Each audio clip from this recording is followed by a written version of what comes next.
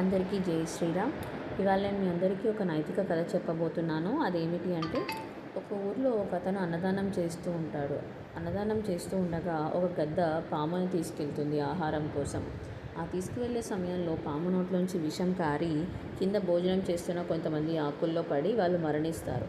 అది తెలిసిన ఆ ఊరి రాజు తక్షణమే అన్నదానం ఆపేయాలని హెచ్చరిస్తాడు. ఇదిలా సాగుతూ ఉండగా చిత్రగుప్తుడు యమధర్మరాజుని అడుగుతాడు, అయ్యా, ఈ పాపం ఎవరి మీద వేయమంటారు? పాము నోట్లోంచి కదా విషం కారింది, పాము మీద వేయమంటారా అంటే, వద్దు వద్దు, అది చావు భయంతో ఉంది, వద్దు అంటారు. మరి గద్ద కదా పాముని పట్టుకెళ్ళింది, దాని మీద వేయమంటారా అంటే, అదేదో ఆహారం కోసం వచ్చింది అని అంటారు.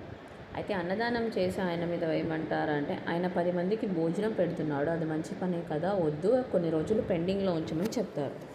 ఇదిలా అవుతూ ఉండగా ఒక ఇద్దరు ముసలి వాళ్ళు ఆ ఆహారం కోసం ఎదురు చూస్తూ రోడ్డు మీద ఖాళీగా కూర్చున్న నలుగురిని, బాబు ఇక్కడెక్కడైనా అన్నదానం దొరుకుతుందా, ఆహారం కావాలి అని అడిగితే వాళ్ళు వెటకారంగా నవ్వుకుంటూ, ముందు అన్నదానం చేస్తున్నారు కానీ అది తింటే మీరు చనిపోతారు అని చెప్పి నవ్వుకుంటూ ఉంటారు.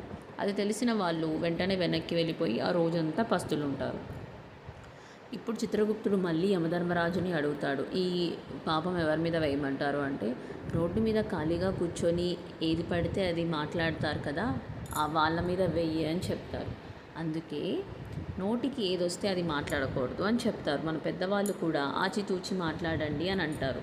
ఎలా పడితే అలా మాట్లాడి నోరు పారేసుకుంటే పాపం మూట కట్టుకుంటారు. అందుకే నోరు మంచిదైతే ఊరు మంచిదవుతుంది అని చెప్తారు మన పెద్దలు. ఈ వీడియో మీ అందరికీ నచ్చినట్లయితే లైక్ చేయండి.